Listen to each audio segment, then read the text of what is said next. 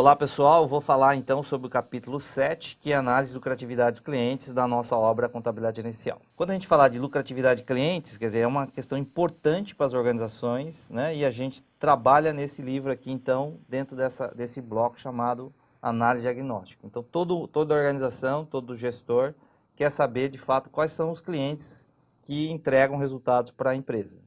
Isso é interessante para você ter interação com o pessoal da área comercial, né? Quer dizer, sempre existe essa discussão na empresa, olha, esse cliente que a gente visita é estratégico, né? E aí tem uma brincadeira que falando que quando é estratégico dá prejuízo, né? Então, o profissional da área de contabilidade gerencial, de controladoria e finanças, tem que ter, então, um modelo que consiga entender a lucratividade de clientes. Em inglês, eles chamam de Customer Profitability Analysis, tá certo? Mas a ideia básica é essa aqui que a gente trabalhou um pouquinho. Quais clientes são responsáveis pelo lucro da organização?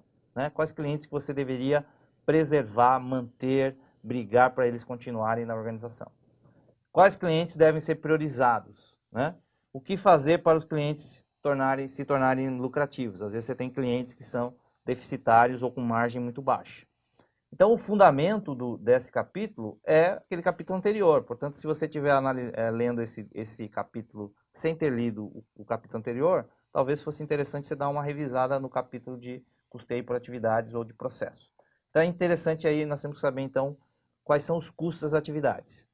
A visão que nós trazemos aqui é que, quando a gente olhar um DRE, tem uma parte lá, por função, você tem lá um grande bloco chamado o pessoal chama aí popularmente SG&A, né? Selling, General and Administrative Expense, quer dizer, despesas com vendas gerais e administrativas.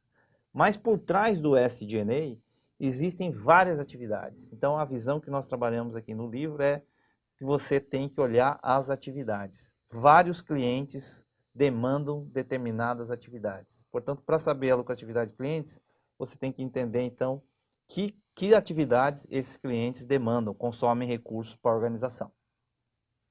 Nesse capítulo também a gente propõe um processo, um framework para você mensurar o resultado dos clientes. Por exemplo, separando os clientes por categoria, trabalhando a questão dos descontos. Eventualmente, alguns descontos que a empresa dá para os clientes não são, de fato, relacionados a produtos, mas são vinculáveis a clientes. Portanto, faz sentido que você reclassifique esses descontos que são vinculáveis a clientes para a lucratividade de clientes e não para lucratividade de produtos. Então, a gente propõe aqui um modelo que reclassifica esses descontos para despesas com clientes. E depois, mensurar essas atividades. Quais são as atividades consumidas pelos clientes? Aqui tem a ver com alguns níveis de serviço que você oferece para os seus clientes. Por exemplo, tempo de entrega, tempo de resposta, né? Se o cliente paga o boleto na primeira vez, ou se você demanda esforço de cobrança, pré-venda, pós-venda. Então, o final disso aqui é que a gente conseguiria enxergar o lucro por cliente, né?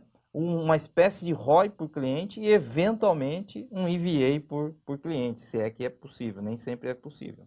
Mas esse capítulo vai ajudar você a entender essas lucratividades de clientes. E, de novo, qual é o diferencial do nosso livro? É essa questão mais visão estratégica. Então, você pode, por exemplo, fazer um mapa dos seus clientes comparando lucratividade com crescimento de vendas. Mas aqui também você poderia colocar importância, né? Então, esses quadrantes, na verdade, você vai criar lá na sua organização. A gente sugere por exemplo, se o crescimento de vendas versus lucratividade. Se esse cliente está comprando cada vez mais e a lucratividade é muito boa, portanto, a organização deveria reforçar, defender esse cliente. É um cliente que você não deveria perder. Essas bolinhas aqui é a ideia de tamanho, né? O outro quadrante, ao contrário, é a lucratividade é ruim, é baixa, e esse cliente não está comprando, né? Portanto, você está perdendo vendas para alguém, né? Mas pode ser que seja um cliente que você mesmo, a organização, decida não querer mais no seu portfólio. Por quê? Porque é um cliente que tem uma margem baixa, né? Que perde vendas. Evidentemente, isso aqui é só um framework, é só um modelo para você analisar com mais detalhes. Mas nesse capítulo a gente discute então a visão estratégica da lucratividade de clientes. Quer dizer, como que você usa essas ferramentas interagindo com a área comercial, como que você entrega valor para a sua organização e não só no processo de mensuração. Era isso que eu tinha que falar para vocês sobre esse capítulo.